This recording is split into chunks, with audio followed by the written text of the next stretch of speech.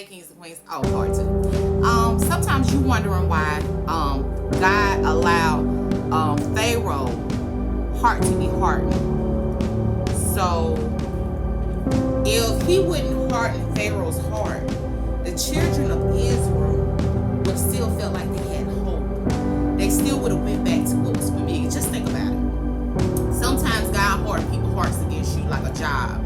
You qualify for the job. You like, I don't understand why they let me go. I have all the degrees. I do work better than he. Harden their heart so you can get to your purpose. So you can have your own business. So you can pour into people. You can have the ministry that he been telling you about. You can write the book that he told you to write. He told you to focus on your health. Sometimes he got to harden the heart of other people to get you to where he needs you to be in his will. Sometimes he got to harden the heart of your spouse or your child. You thinking, oh, if I don't understand how we was lovey-dovey for one day and now he started putting his hands on me or grinding me and all this, or she started emasculating, talking about my mama, talking about my church. She started acting crazy because he hardened her heart. He hardened his heart because he knew if he would allow them to give you just a little inkling that they gonna change, they gonna go to counsel, they gonna stop putting their hands on you, they gonna go to counsel, they gonna stop cheating on you, they stop sleeping with your friend's son. You know, all these things, if they gave you, and if you told them you was leaving, they can have a plan to manipulate you to stay.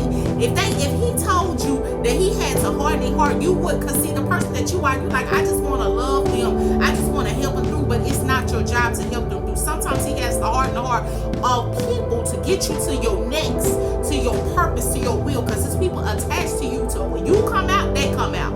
And sometimes he will have you wonder why when you called your child talking to you crazy, you like, I birthed this child, how he? Because God had hardened their heart, because he knew that you would keep on putting your child in being in idolatry, putting your child above him, above the word that he told you to let him go on to the streets, because I got him. And he know that you're going to keep trying to save him. You're going to keep going through depression. You're going to keep going through oppression, the S-thoughts. You're going to keep your weight up and down. Keep infections in your body, cancer in your body, because you worried about this child. But God already said, I'm going to harden his heart to save her life. I'm going to harden her child's heart to save her life. He hardened the heart of your mother, your father to reject you because you was going to be able to find, he was going to send somebody else as a mother or father to give you true love, or he was going to give you true love. He was going to give you the love for him. Either way, you got the love for him. But he going to have you a physical form of somebody to show you true love, healthy love, and love that God only can give you, not the love that you have used, the things that you have seen in your past from your people, your generation. He had to harden your mother's heart to give you up for adoption. He had to harden your dad's heart to talk bad about you, because guess what? You're going to be able to bring somebody else. You're going to be able to speak. You're going to be able to be a motivational speaker. You're going to be able to be an apostle. You're going to be able to speak on stages that your parents just wish they could. But he needed to harden your mother's heart, harden your father's heart. He had to harden the people that you hung around to sell you out to be snakes. He had to harden their heart so they can turn you into the feds. He had to harden their heart so you could get a revelation of who you are, so you can call out on his name. You can be the prodigal that came home. He had to harden that heart of that relationship that had you on the floor with the ugly cry, so you'll be able to come into the Father and you'll be redeemed and restored. He had to harden the heart of you dropping out. The professor know you made an A, but he just had to harden his heart, because guess what? He needed you to come. You had the path of you going to this college, but he had the path that you come out of this college and you go into a trade school, go into something else. He made open a new door. He closed that door because he knew that door that was going to keep you bound, keep you depressed, stressed, oppressed, keep you bound to not be able to grow. But he opened another door, so he hardened the heart of that professor so you could drop out of school. He hardened the heart of that doctor that kept giving you misdiagnosis. You like, I know ain't that wrong with me. I know, and she keep putting me on medication. He hardened the heart so you can find a new doctor that can show you about deliverance and healing and the blood of Jesus. He had to harden the heart of these people. Sometimes you think it's horrible that he hardened the heart of people that rejected you, but baby, it was protection and all of that. Sometimes you should be happy that he hardened the Pharaoh's heart in your life, because he had to harden the heart, to part the sea, to get you free, to break the chains. You don't even knowing that you've been in chains.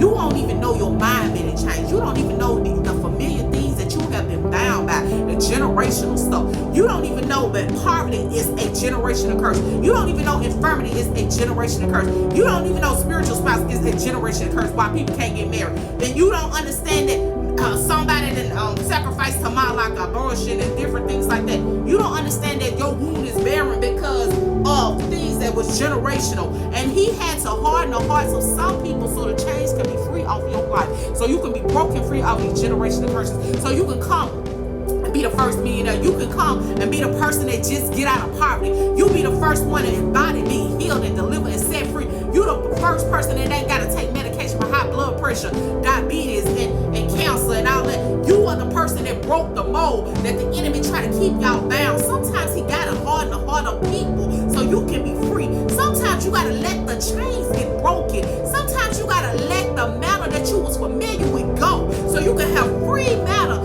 that bring nurses in your body, love, deliverance, mind of wisdom, and you have protection from the Father. Sometimes you got to let people's heart be hardened. Don't take it personal, baby.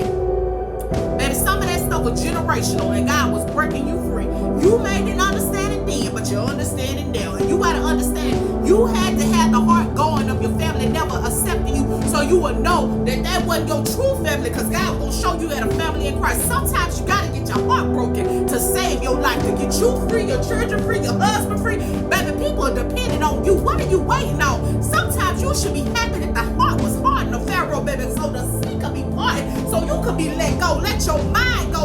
Let your frustration go. Let the rejection go. Let the depression go. Let the oppression go. Let the sickness go. Let the poverty go. Sometimes you gotta be let go. The chains gotta be go. You gotta get new matter. You gotta get a new thing. You can't go with the old things. You can't go with the affected things. You can't go with the things that's trying to keep you bound. Sometimes you gotta let it go. Let Pharaoh heart be hard.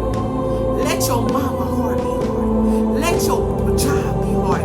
Let the college be hard. Whatever it is, let the drug dealer who been giving you stuff that they ain't supposed to give you be hardening. They don't give it to you because God is trying to save your life, because the next kid gonna take you right up out of here. So he had to harden the heart even of the evil doer, so you can live and be free. He had to harden the heart of the person that didn't answer your phone calls that you was gonna sleep with, but you didn't know that he had HIV. That part, and God saved your life. That part, he had to harden the heart of that person, that woman, because you didn't know she had the syphilis. My heart had to be hard because he didn't want you to get it. He was protecting you from the infection or disease that can bind your bloodline, your children. You got to understand, sometimes the heart being hardened is not a bad thing. Sometimes it is a good thing that you need the sea to be parted. Moses came for the sea to be parted. He sent his angels. He sent his son Jesus to part the Red Sea so you can be free. So why you sitting here worried about the heart that's hardened, baby? Thank you for the hard hearts.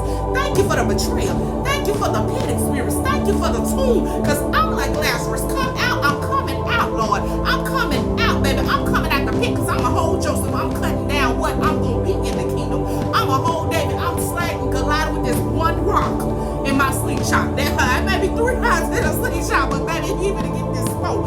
Y'all better be saying what we doing. Just be happy that the heart was hardened, because it was the rejection that was your protection. It was the rejection to get you to your next. It's the rejection. You need a little foot. You need a little fire under your foot to get you to your purpose. You need a little fire to get you to open that business. You need a little fire to get in your real ordained marriage. You needed that fire to your children to come back home. They needed that fire. They needed you to be rejected, so you wouldn't keep trying to save them being idolatry and be going against God. And they needed to get in that pit so they come out and be the prodigal. They came home to the God. That part. So sometimes